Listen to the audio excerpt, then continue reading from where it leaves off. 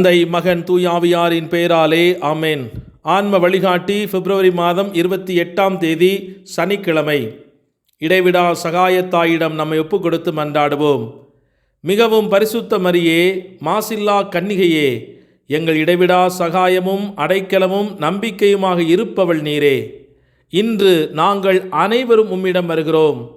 நீர் எங்களுக்கு அடைந்தருளிய வரங்களுக்காக இறைவனுக்கு நன்றி செலுத்துகிறோம்.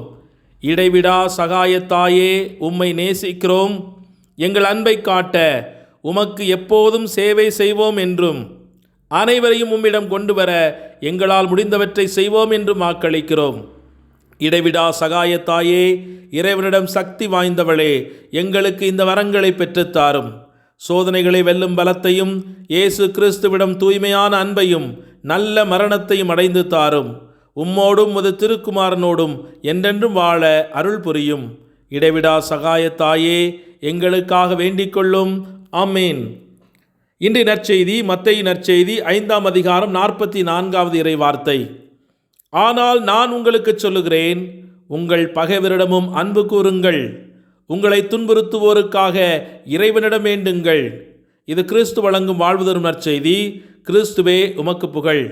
சிந்தனை: தவக்காலத்தின் உயர்ந்த பண்புகளில் ஒன்றாக ஜெபத்தை முன்னிறுத்துவார்கள். ஜெபமே ஜெயம் என்று நம்முடைய இல்லங்களின் வாயில்களின் முன்னிலையில் நாம் வைத்திருந்தாலும், எத்தனை பேர் இன்று விழித்திருந்து ஜெபித்திருந்து தனித்திருக்கிறோம் என்பதை குறித்து தியானிக்கவிருக்கிறோம். ஜெபிக்காத ஆத்துமம் உயிர் வாழ முடியாது. நீங்கள் என்றென்றும் வாழ்வது போல் உங்கள் உடலை கவனித்துக் கொள்ளுங்கள். நீங்கள் நாளை இறக்கப் போவது போல் உங்கள் ஆன்மாவை காத்து கொள்ளுங்கள் என்று புனித அகுஸ்தினார் நம்மை எச்சரிக்கிறார். என் ஆத்துமா வாழ நான் உன்னை தேடுகிறேன். ஆன்மா உடலின் உயிர் என்பது போல கடவுள் ஆன்மாவின் உயிர்.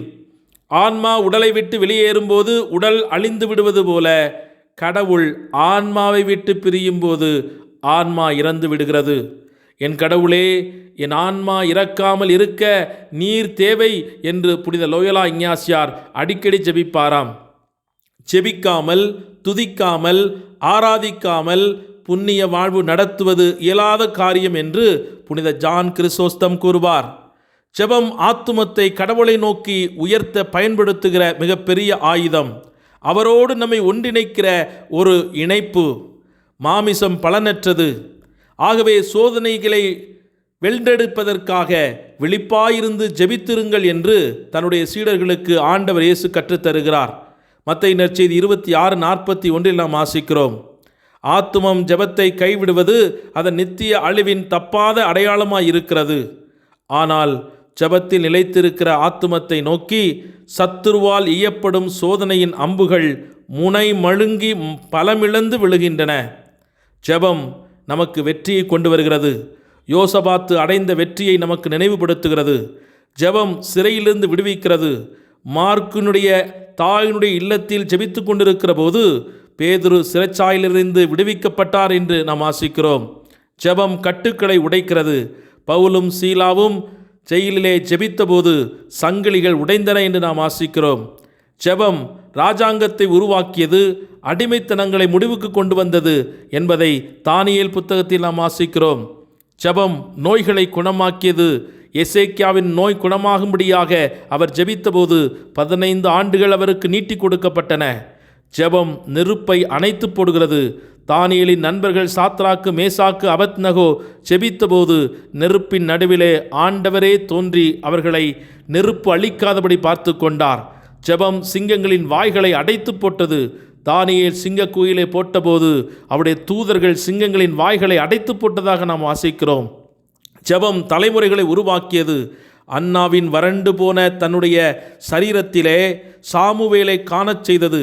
குழந்தை பாக்கியமின்றி தவித்த அந்த அன்னாவின் ஜெபம் கேட்கப்பட்டதைப் போல இன்று பல்வேறு மக்களுக்கு ஜெபம் ஜெயத்தை கொண்டு வருகிறது.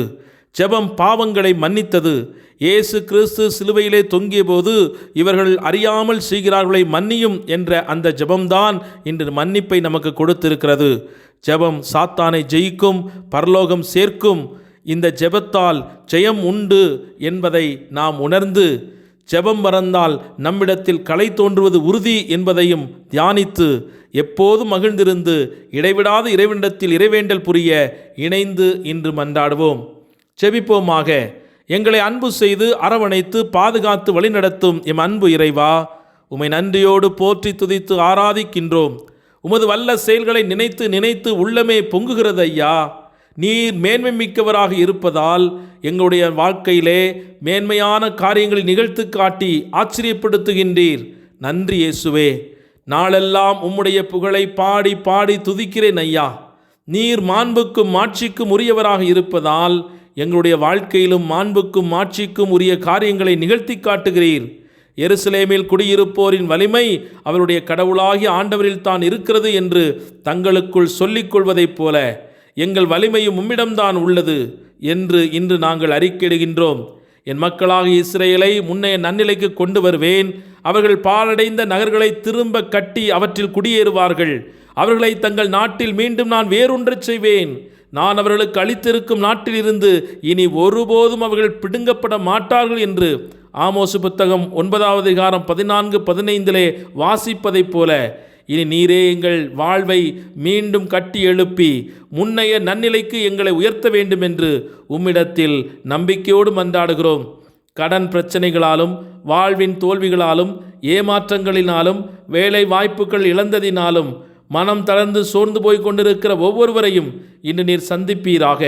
முடக்கப்பட்ட காரியங்கள், அடைக்கப்பட்ட கதவுகள் இன்று அவர்களுக்காக திறக்கப்படுவதாக. ஆசீர்வாத கூடாரங்கள் இன்று கட்டியெழுப்பப்படுவதாக. அவருடைய இல்லத்திலும் உள்ளத்திலும் இழந்து நிற்கிற அமைதி மீண்டும் அவர்களுக்கு அளிக்கப்படுவதாக.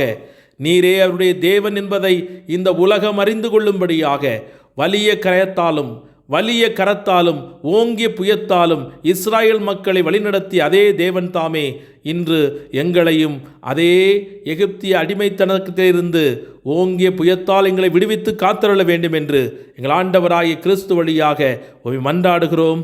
ஆமேன். எல்லாமல்ல இறைவன் தந்தை, மகன், தூய் ஆவியானவர் உங்கள் ஒவ்வொருவரையும் நிறைவாக ஆசீர்வதித்து புனிதப்படுத்தி வழிநடத்துவாராக. ஆமேன். இயேசுவுக்கே புகழ், இயேசுவுக்கே நன்றி. மரியே வாழ்க. இயேசுவின் இரத்தம் ஜெயம்.